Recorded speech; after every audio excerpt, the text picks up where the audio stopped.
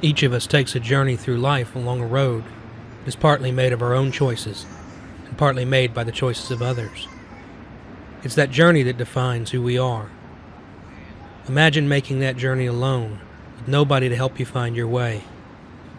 And then imagine how much brighter the world would be if someone found you and you weren't alone anymore.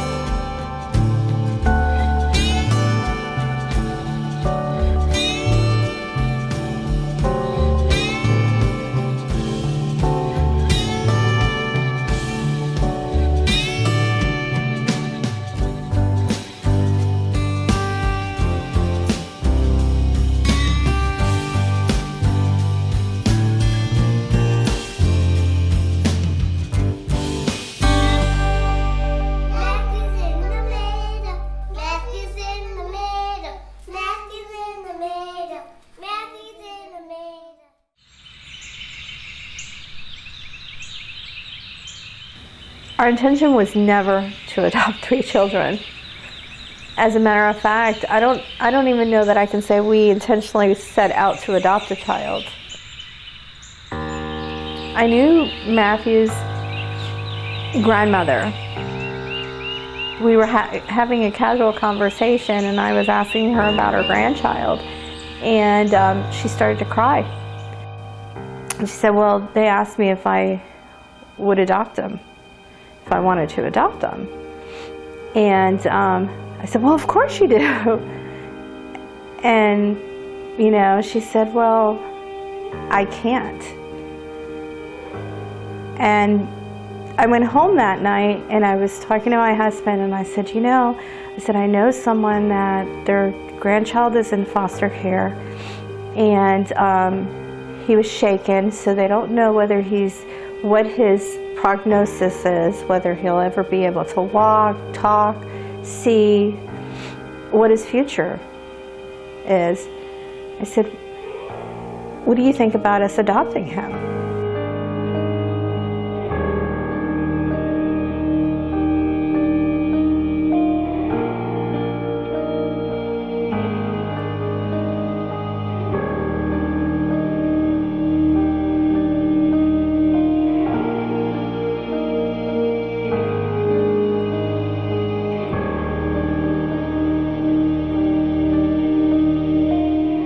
It had never been our intention to adopt 3 children from foster care, but we had, over the years, talked on and off about adopting one. Having already taken the fostering classes, we decided to move forward.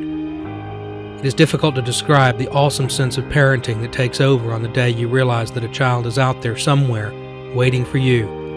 The day you realize that, though he wasn't born to you, he is your child nonetheless. We picked out his name, Matthew Allen Knox.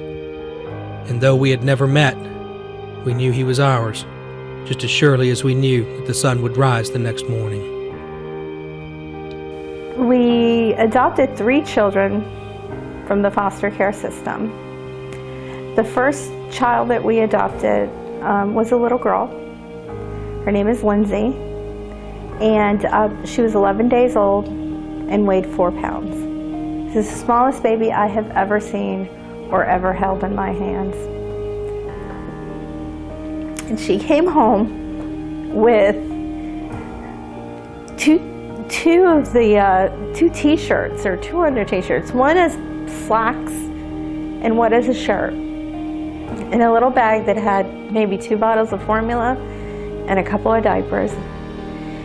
And the investigator that brought her to me just handed her over. And I thought, okay, is this it? And I looked at that little girl, and it broke my heart. I thought, wow, you were just in your mommy's tummy, you know, and now you're in this strange place.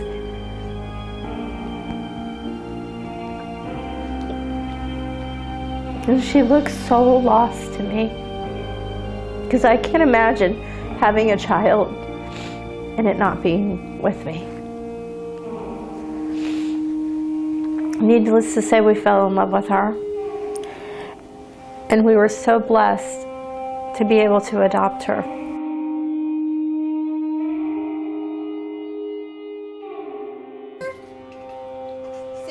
We hadn't expected to be blessed with our daughter Lindsay, but just 2 weeks after getting our foster care license, we got a call from the Department of Children and Families asking us if we could take a newborn baby girl.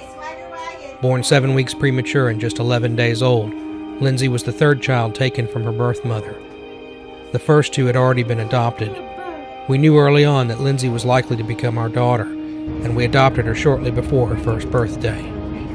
While we still were pursuing Matthew, we hit roadblock after roadblock as we tried to get licensed for medical foster care and get him placed with us.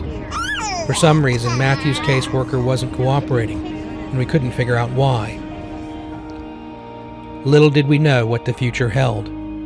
Less than 4 months after we adopted Lindsay, we got a call about another baby, and soon our family grew once more.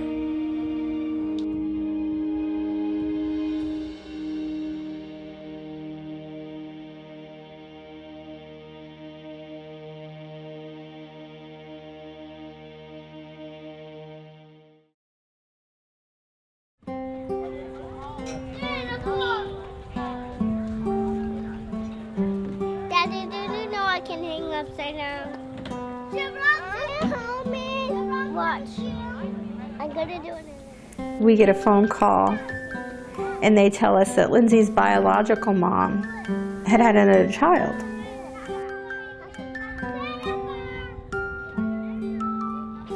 And my husband and I were sitting at our desk, and I looked at him and I said, "What do you think?" My husband said, "Okay." So in a split second, we changed our lives.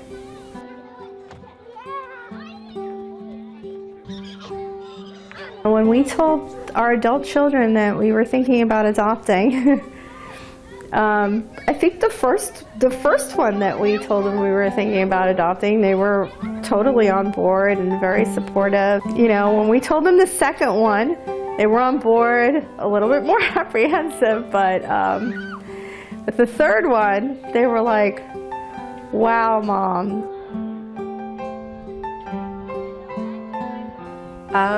I thought you guys were crazy, and then I wondered if you were going to get any more. I was a little nervous about it at first just because of the age difference, and then of course, like, I think about if something were to happen to you guys, you know, these are my brothers and sisters, and me and Alan would have to take care of them. It still kind of worries me a little bit, just, you know, you thinking of the worst that could happen.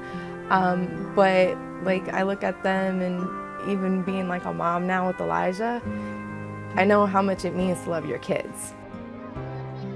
I don't know, at first I thought they were crazy, but how do you get a baby and spend time with it and then not want to keep it? Then it becomes part of your family. They're children. You get to watch them grow, and it doesn't matter who they came from or any of that kind of stuff. Once you get to spend time with them like that, they're yours. I love them. They drive me crazy half the time, but I mean, they're my brothers and sister, and they're everything. They're exciting, they're frustrating, they're cute, they're horrible at times, but they make life so much more fun. I love them. They're my little brothers and sisters. They're a lot of fun. They bring my parents a lot of joy. I think that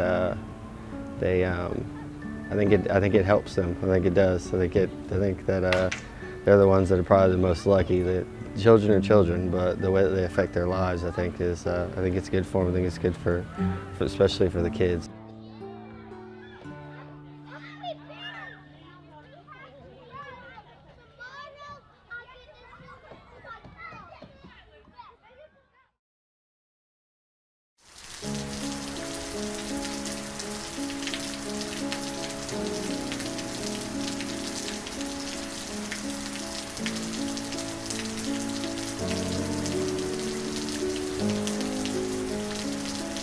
suffered a bilateral subacute subdural hematoma, estimated to be more than a week but less than several weeks old. The victim sustained a subdural hematoma that was at most a few days old. The medical impression was that victim's life-threatening brain injury was caused by non-accidental head trauma involving some combination of violent shaking and/or blunt impact of the victim's head on 2 occasions.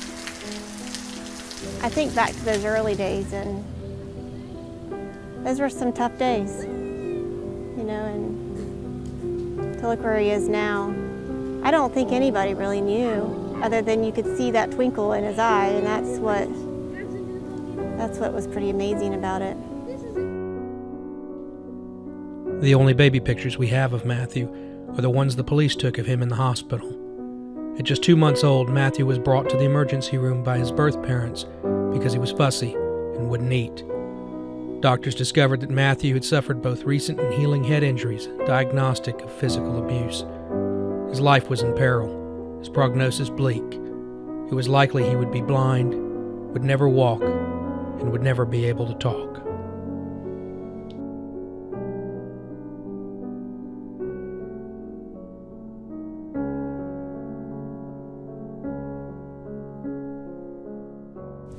Tell me about how you laid the baby down on the bed. When I took him out, I put him on the side. On his back? Yeah. Or on his stomach? On his back, he was wrapped up in his towel. Okay. So you're claiming that he rolled from his back to his stomach onto the floor? Yeah. Well, I don't know if he raised his stomach or not, but I mean, after that, he was fine. I just picked him up and held him for a second and stopped crying. Okay. Matthew's birth father claimed that about 1 month before Matthew was hospitalized, the baby had rolled from the bed onto the floor. This was the only explanation he could offer for how Matthew had sustained a life-threatening traumatic brain injury. It was clearly a lie. Matthew was only 2 months and 1 day old when doctors discovered the abuse. Too young to have rolled himself off a bed. Police investigated the scene. There was no bed in the home high enough to result in a fall that would have explained a single brain injury, much less multiple injuries, spread over a period of time.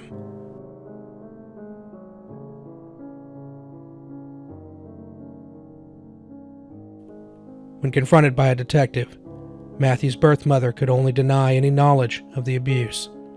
She could not explain how her baby suffered a traumatic brain injury. Have you done anything to hurt your son? No, never. Do you know of somebody who's done anything to hurt your son? No. No. None of the people that I would know, they would never hurt the baby.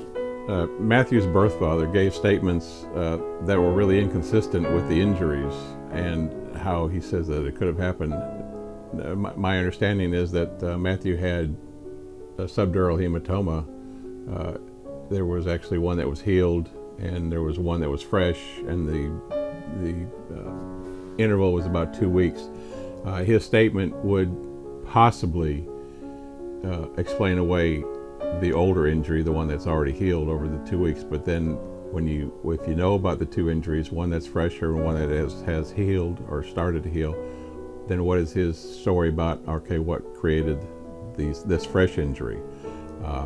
So that would be the red flag that he is trying to cover up. He knows, he has knowledge of the injury and how it occurred. He's just trying to cover up and explain it away as best he can. 2 months later, Matthew's birth father was arrested, but formal charges were not filed as required by law. The defense responded by filing a motion for an adversarial hearing. Still, formal charges were never filed, and he was released after spending only 43 days in jail. When the charges were dropped, there was nobody to advocate on Matthew's behalf. The mother lied to the state attorney about several things, and it is unclear if defendant or mother inflicted the injury to the victim. The victim was taken to the hospital after the last injury occurred. There is insufficient evidence that defendant committed the crime of aggravated child abuse and child neglect. For the above-mentioned reasons, there is no reasonable probability of conviction if this case were to proceed to trial.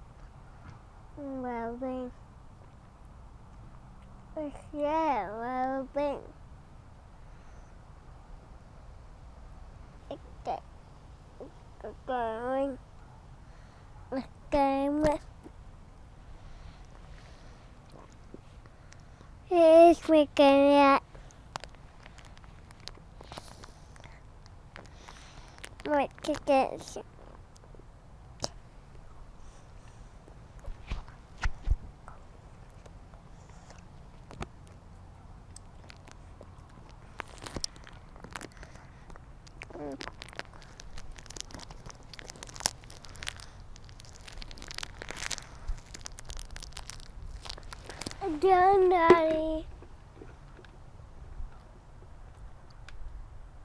Again, Daddy. Daddy! You're done? Well, I remember it started with a phone call, and Miss Rena had called late the evening before his first day and said, "Hey, we're getting another one. Do you think you can help us out?" And we're like, "Of course." And she said, "Well, his name is Matthew." And she told us that he was actually the reason that you guys had started fostering. And she said, "But he's a little special needs." And we said, "Hey, no problem." You know, and she goes, "Well, I'll talk to you about it in the morning." And we said, "Okay, great, we'll see you when you drop the kids off," type of deal. And then the family walks in, and then there was Matthew. And we had no idea what to expect, really.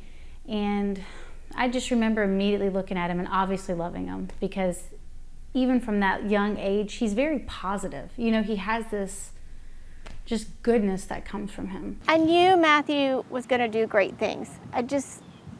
I knew he just needed to be given the opportunity. This child's got a great spirit. Of course, we knew it was going to take some work and a lot of TLC, which he's been given. Our first outing with Matthew was a trip to the zoo. He was still in medical foster care and had not yet transitioned to living with us. He was almost 2.5 years old and had just learned to walk, a miracle in itself. He wouldn't eat solid food, gaining sustenance only by drinking Pediasure. He had no way to communicate his needs. As far as we could tell, he was living in his own little world, and we worked desperately to gain access to his world and hopefully bring him into ours. He's eating. It's okay. Yeah.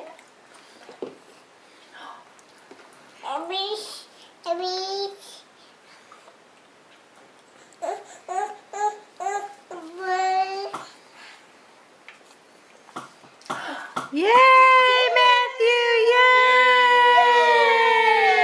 Yay! And at that point, we didn't know how far he could see, if he could see. We didn't know if he'd be able to walk.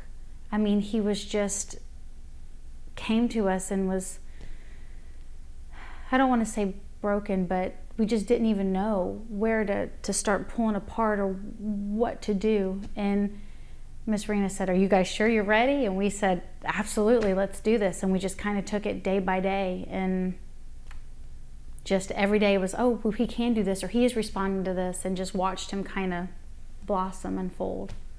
Maybe one day I'm hoping that he will be able to understand, and I can explain to him kind of what happened to him. But I tell, when Lindsay or Matt or Eric are doing things and they get a little bit upset with their brother, I just let them know. And I've kind of told them from the beginning, you need to be patient with your brother because somebody shook him.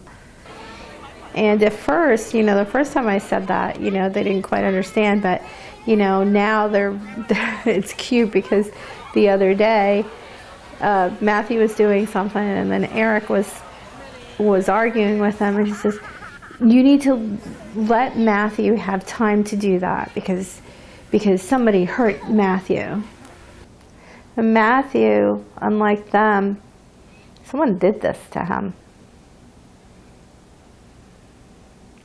That's sad.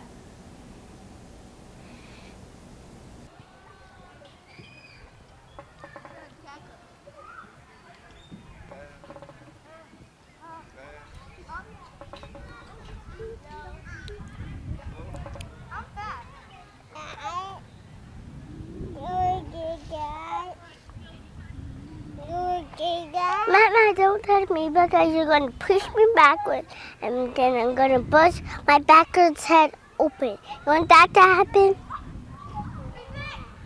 Well, we always tried to engage Matthew as much as possible and tried to rein him in and get him to sit down, because Miss Rena and you were always adamant of no special treatment. You know, we wanted to see where he was and what he was doing. And so we would try to get everybody gathered for circle time, and then Matthew would just start wandering off and going, and it's like he was trying to communicate, but no one could understand what he was saying or what he was wanting, and he would just gravitate. I remember textures. He loved textures. We had this dog, a dog house that had all these textured bones in it, and he loved that thing. I mean, would spend hours touching all the different, some of them are velvet, some of them are like a rough burlap and stuff, and he loved that thing. And he was just kind of wandering and talking and just going off from side to side, and we'd get him to come back and rein in for a second, and he'd be there for a second, he'd start laughing and go off to left field again, and just half of our day was chasing Matthew, honestly. One of our biggest concerns with Matthew has been his education. He was able to go to a preschool program for children with special needs, and each year he improved so dramatically that we began to realize that there was no limit to what he could learn. One of our proudest days was when he graduated from preschool on his way to mainstream kindergarten. Matthew Knox.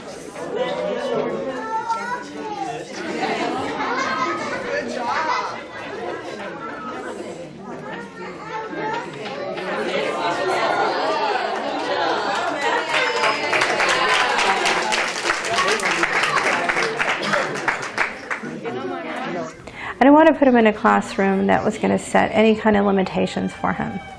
It was very important for me as his mom for him to be in an environment where if he had the ability, he needed to be exposed to it. He needed to be exposed to everything, and then he could set his limitations. I remember one time in class we were all doing handwriting, and all the kids were, practicing writing their names and stuff, and Matthew, to get the pencil to hold correctly, the focus, the diligence that he knew he could do it, and we would sit there and wrap our hand around his and help him hold it, and then he held it, and I mean, you couldn't have put a piece of paper between his finger and that pencil. I mean, he had it so tight, but he did it. Okay, do the word fan.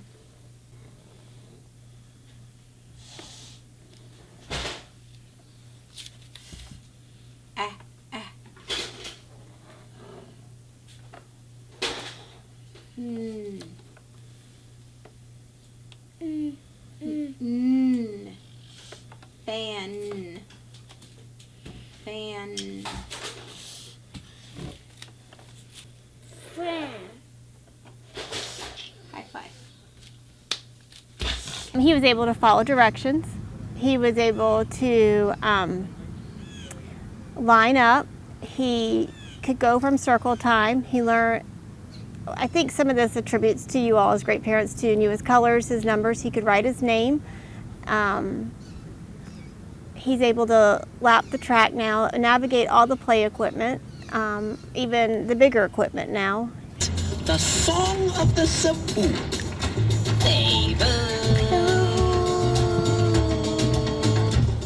And also a hippo.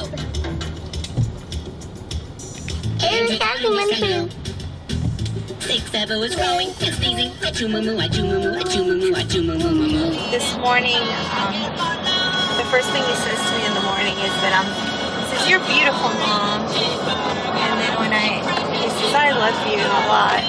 And I said, "Why do you love me, Matthew?" And he says, "Because you're beautiful."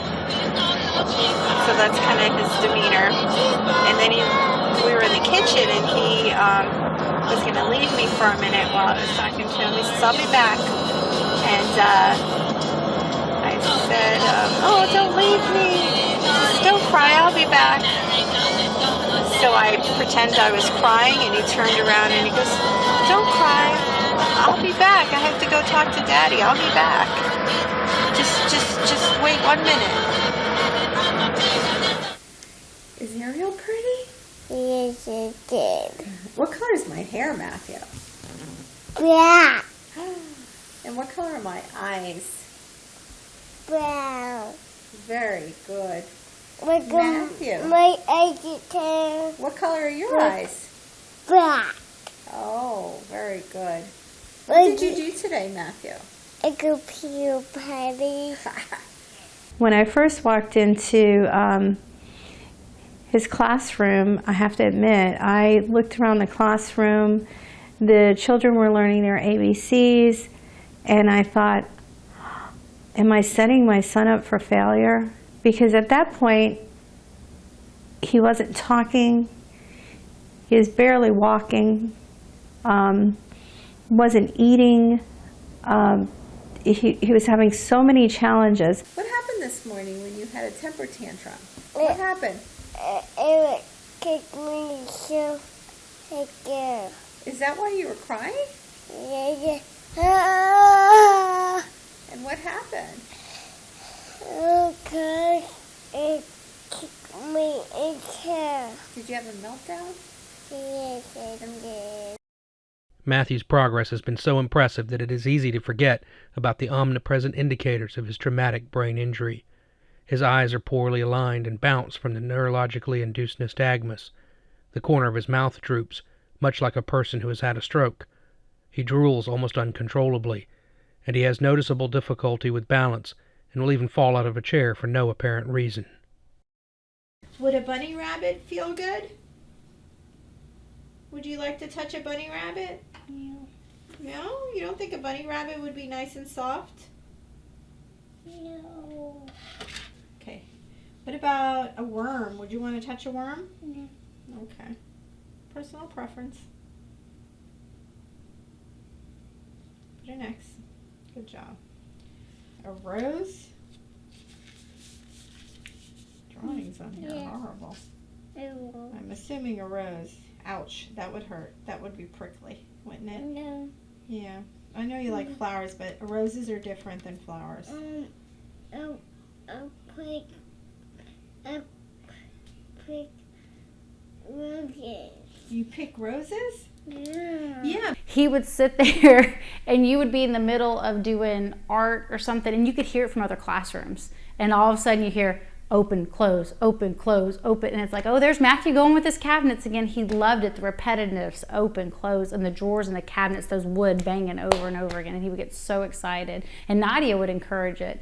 She'd be, do it, Matthew, do it, open, close, open, close. He loved it. He loved it. I tell you, life it changes the very day that you have that baby.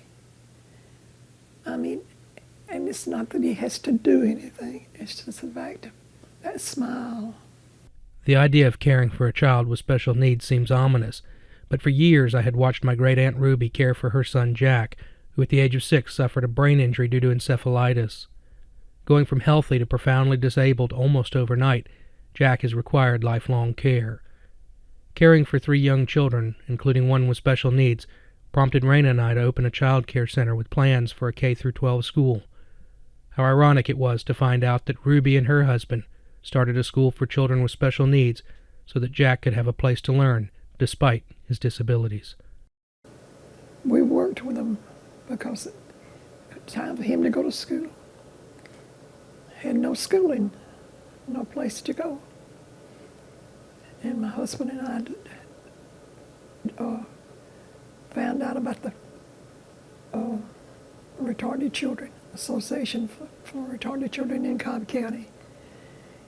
And we started going to their meetings to find out what was going on and to find out that they needed a school. By him working at Lockheed, of course it was a group, not just us, but, and we got together and collected money every way we could. We'd sell hot dogs and ice cream out at Town and Country way back then when it was first opened. And I went to meetings of all this clubs everywhere to help out, speaking to them to get their help, individual. And then finally we got enough money. The county gave us the land. And so we were able to build a school. Huh? What do you want? Do you want to go on this ride and then go get something to eat? What? You want to go on the ride? Yeah. Okay, go get your brother and sister. Go tell them to come on.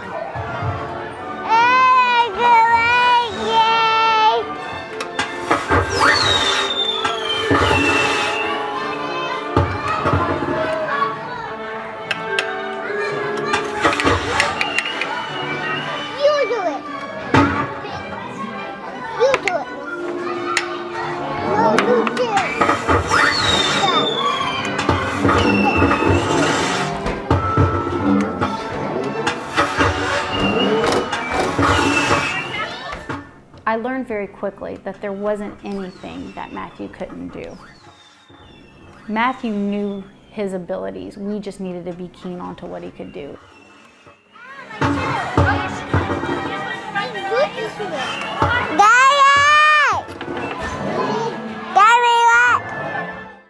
I forget that he has challenges. It's that I forget because he's a normal kid. It was just almost like a light came on. One of the biggest things that I remember is we had ASQs that we would use, and his walking was getting so much better. And one of the things, the ASQs are done by age, and it says, can the child walk up 5 to 7 stairs? And I remember Nadia got somebody to watch her class, and I came out into the hallway and she's helping Matthew climb those stairs. And I stood there holding my breath for a second thinking, oh Lord, please, don't let this angel fall. But he did it. It took him forever, but he did it. And it was amazing to watch, because I remember day one, he had to be carried. He was in a stroller. He could, you know what I mean? He was so clumsy, and Nadia had him climbing stairs. And of course, Nadia didn't stop at 7. I think she made him be like 10 or something, but he did it. Now that was a huge mistake, because then he always wanted to go up those stairs, and we opened up our own can of worms with that, but he did it. He did it. There were a lot of times that I looked at Matthew, and I always treated him like he understood everything that I said to him. Not really truly knowing that he understood. I knew that he understood certain things, but because he was nonverbal, I really didn't know to what extent he understood things. And this year, Matthew found his voice. He actually learned to talk.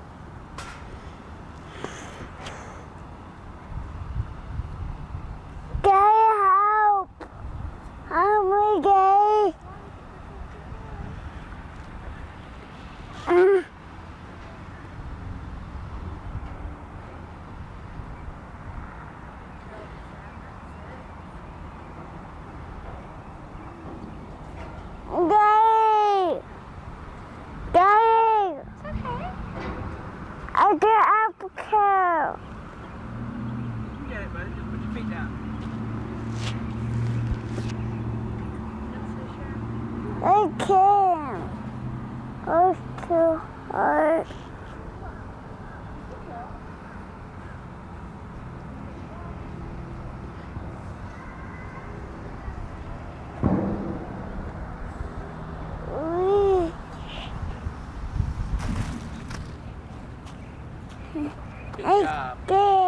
Doctors said he would never walk, he would never talk, and he'd go blind. Matthew Knox beat the odds. He walks. High five, Bambino. He talks. And he sees perfectly. Look at this. He writes his name. That's how old he is. Strawberries? Yeah. He was so loving. That's all. Like, you know, just like you said, I do these stories all the time. But I met this little boy, and he's like a little man. Like, he has this incredible personality. And there was a point where I was crying when I met him, hearing his story, because I don't know, something about him just touched me here, way beyond work. And I felt like I wasn't working when I met him. I felt like I was just meeting this incredible little boy and happened to stumble upon him, and it was amazing. It's amazing. It really is. You're 5? Yeah. Together, Michael and Rena have created a happy home, a love so deep. I forget that, that there was a life before us, because I just, it's always just been us. They say it's true. It happened for a reason. The challenges were, at the beginning, is the unknowns. What can he see? What can he not see? What does he hear? What does he understand? But the love, the joy he brings to his parents, he understands that. At the end of the day, we got the prize, because we get him. He's just beautiful. Next year, Matthew heads into kindergarten, and his parents say they hope he continues to love, laugh, and live like any 5-year-old should. He came through the worst situation that I think anybody could come through. When you're beaten by someone who's supposed to love you, or physically abused by someone who's supposed to love you. And it kind of seems like you can't go up from there. It kind of seems like the worst thing possible, rock bottom. But the fact that even his teacher said that you guys have been a blessing to him, and his life completely turned. And he's happy. He's a happy little boy. And to me, that just hit home. And after shooting the story with my photographer, I said to him, man, I wish I had more time to write this, because I want this to be a really good story. And I don't say that all the time. You work, you get the story, you get the interview, and you type it up, and it goes to air, and that's that. But I wanted his story to be extra good. I wanted it to be extra deep, and because he's amazing, and your family is amazing. Where he is today has probably defied all the odds. Hold your pencil. Let me hold your thing right now. No, my bus. Yes, your bus. I have it. Okay. Let's do your. I have it. Let's do your work. This one. You want it right there? But by me. All right, by you. Okay. Mm-hmm. Do you have it? Yeah. Okay. All right. Let's do your homework. Do this one right here.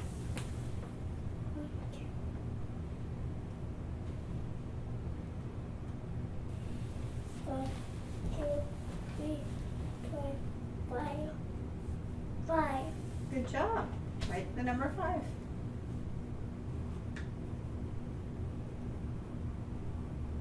Okay. And a hat. And a hat. Yeah, this is my name. That's your name. What about this one? 1, 2, 1, 2, 3, 3. Yay!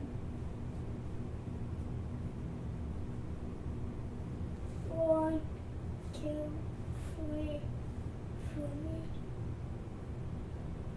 3 again. Well, what's this?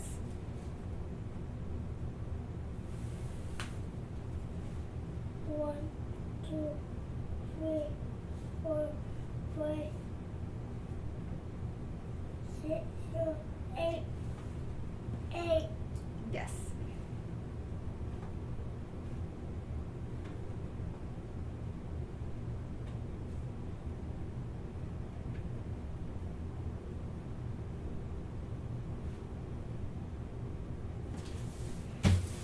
Dana? Yeah. You want to read it to me? What does it say? What's that? 5 plus 3 equals 8. Yay! Okay.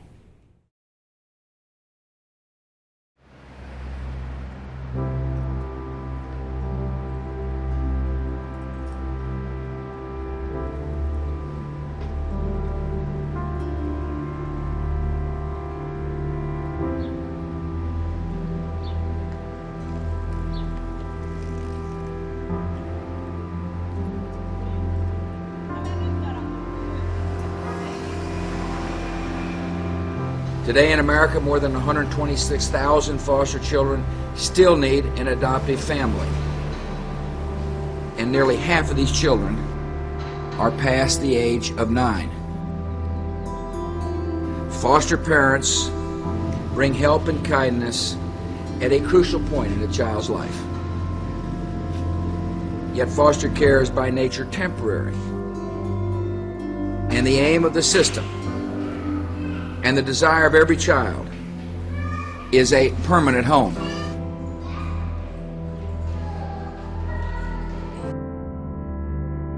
All rise. All persons having business with the Honorable David M. Gooding, Circuit Court Judge in and for Duval County, Florida. Your mom should draw an eye, give attention, and you shall be heard. God save the United States, the state of Florida, this honorable court. You may be seated. Good morning, Your Honor. Good morning. Thank you and welcome. Let me first say we're glad you're all here.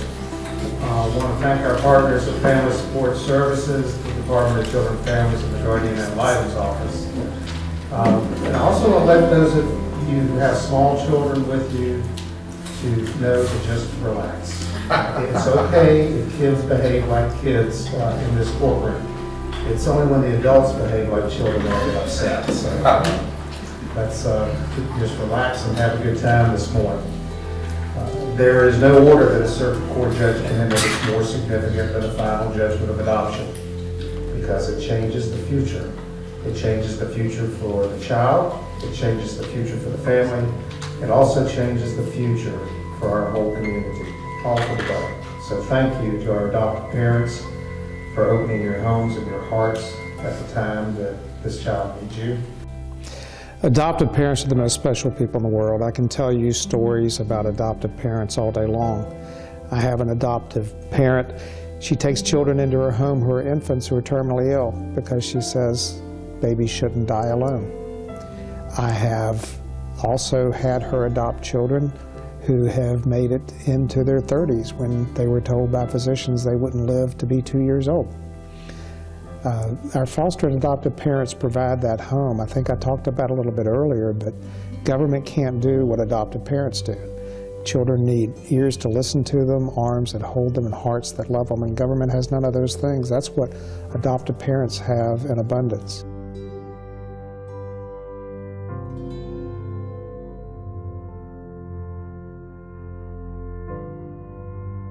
You get to see a different joy in families because they've wanted to be parents for so long.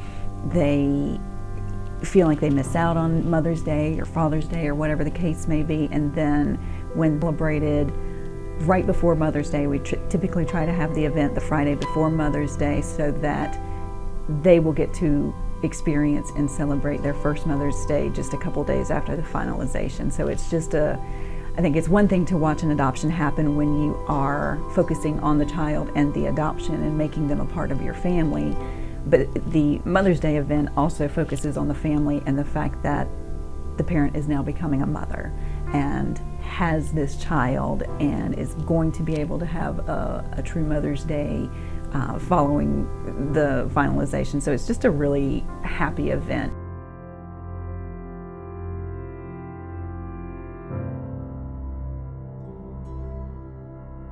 This has been my very first case. I just adore your family, and I couldn't be happier to see this day. I'm just so excited for you guys. I love you. I love you too. Thanks, Madam. My father was a juvenile judge. When I was a young child in the 50s, he used to bring children in foster care home with him to stay with us. I was one of 6 kids. We hardly noticed if there were a couple more kids around the house. Chief Judge Moran, when he asked why do I like to do this, and people ask me why does he want to go back and serve independency and work with the children, Chief Judge Moran says I come by it genetically. And Miss Moore does too. Her father is the very honorable and late Jeff Moore, and he served children for many years in his capacity both on the bench and as a private lawyer. And so her love for family comes from within as well. That was a very, very proud moment for me. It was, I called that case my guinea pig, because that was where I learned everything that has to do with this job. In the beginning of a case, when parents are given the chance to get their children back, I was there in the beginning. So I worked with the parents extensively, really, really worked hard to give them a chance. And you know, sometimes it just doesn't work out. But the kids were with Grandma the whole time. They got to visit with Mom and Dad at Grandma's house. So I was very pleased with how we could maintain good normalcy for the kids while we were going through all of these court hearings and legal proceedings with all the parents. So, you know, I realized that my father was the biggest family man you could ever meet, and that was how I could carry on his legacy, is working with families and for families. I always tell people that I do adoptions for free. I preside over adoptions for free. It's the other stuff I have to do, the state has to pay me for. It is just a pleasure. And we try to make it so that, you know, people aren't coming in as we're still tying up balloons and pulling things up. We want it to be ready to go so that the first impression of that day in the courtroom is happy and bubbly and ready to go. You know, not only are you there advocating for them on the legal side, but they really see you as a constant rock in their life.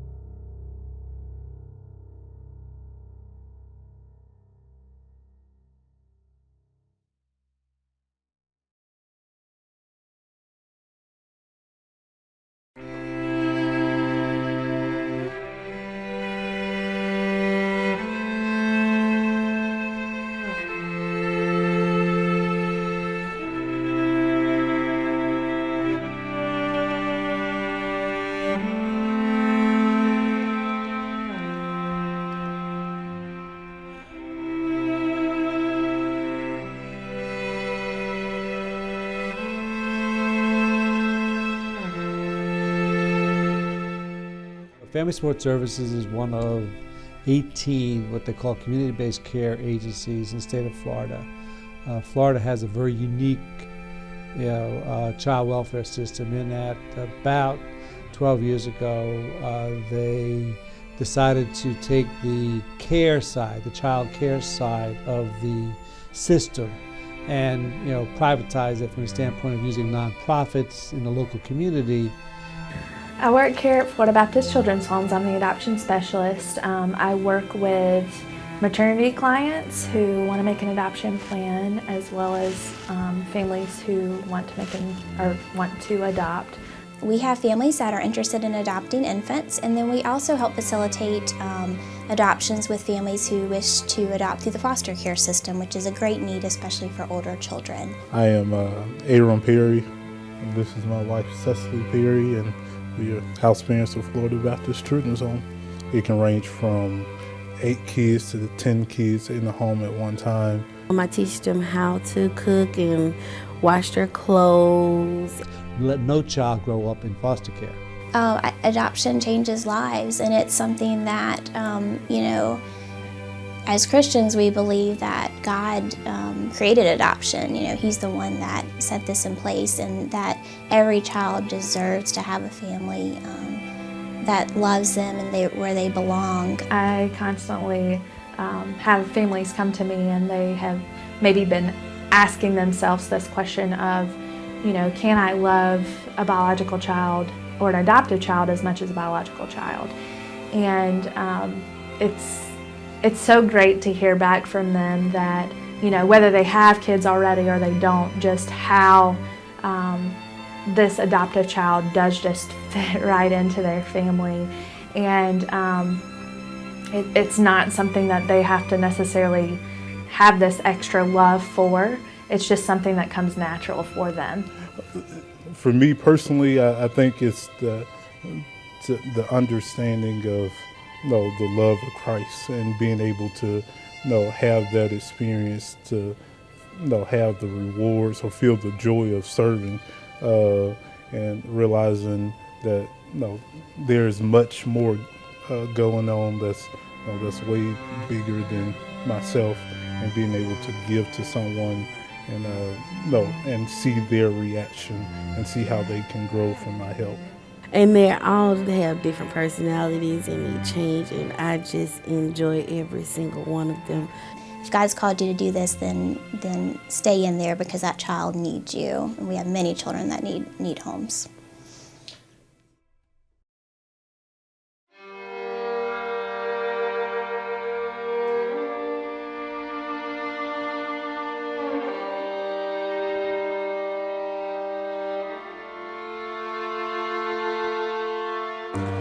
We live in a day when children are too often seen as an intrusion.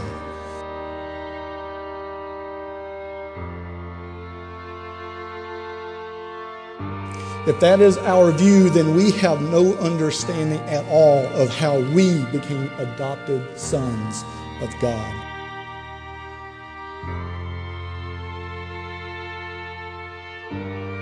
And a greater appreciation for our vertical adoption should compel us to care about horizontal adoption and to consider ways that we can engage in orphan care.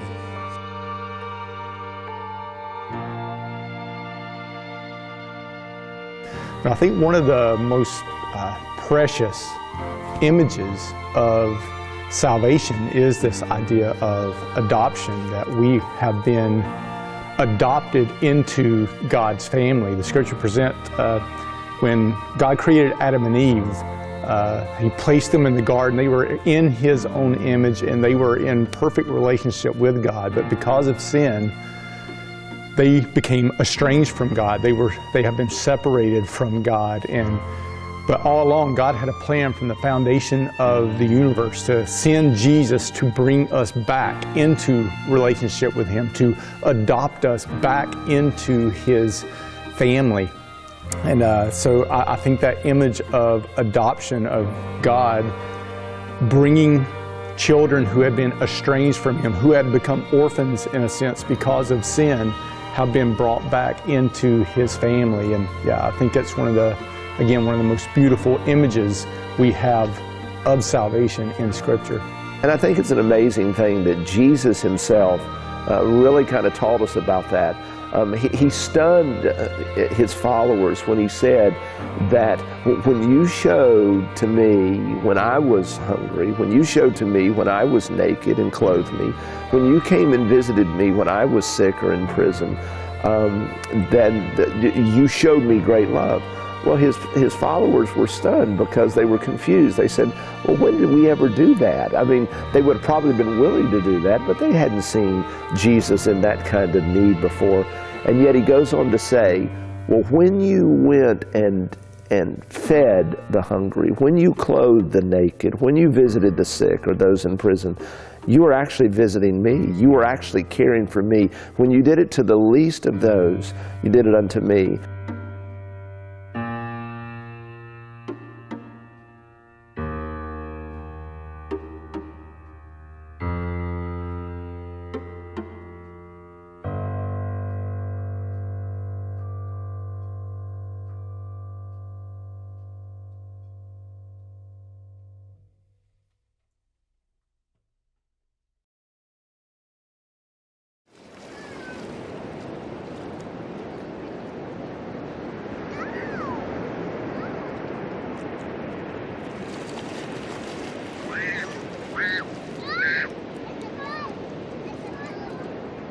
The love that I feel for them just fills my heart. It reminds me of how I felt when Alan and Amanda were little. When I hold one of my babies in my arms, it's the same love I felt for Alan and Amanda and the same love I still feel for them. I remember being overwhelmed when we got Eric, but Eric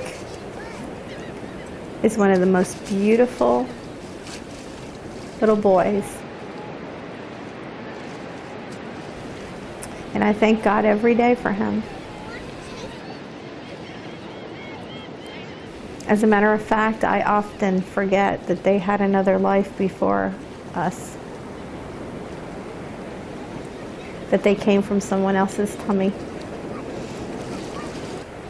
And it breaks my heart sometimes for them when Lindsay or Eric tells me, "But I wanted to be in your tummy, Mommy."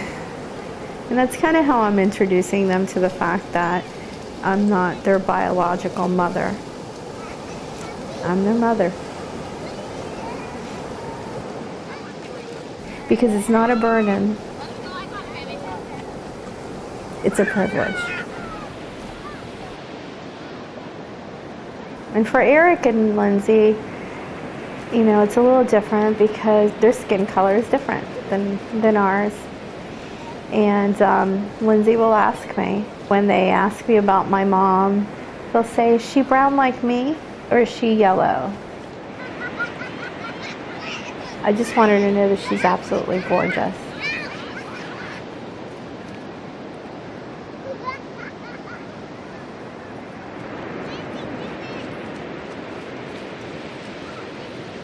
People would say, "Oh, I could never do that." And I would look at them and say, "You could never do that? How can you say that? How can you say that if someone brought you a child and said, 'Can you take care of this child?' I can't do that."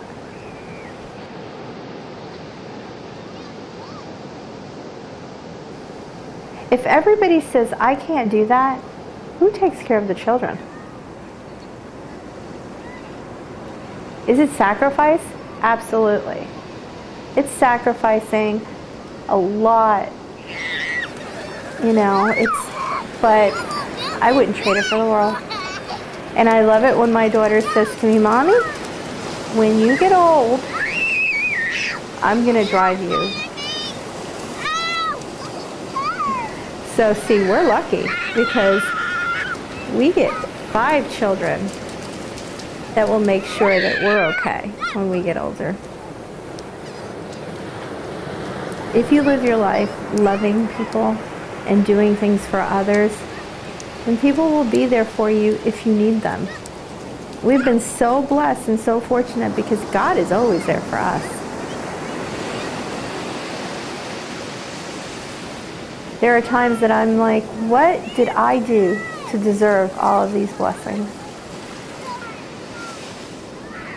I look at my children and I think, what wonderful thing did I do in my life that God thought that I was deserving to be their mommy?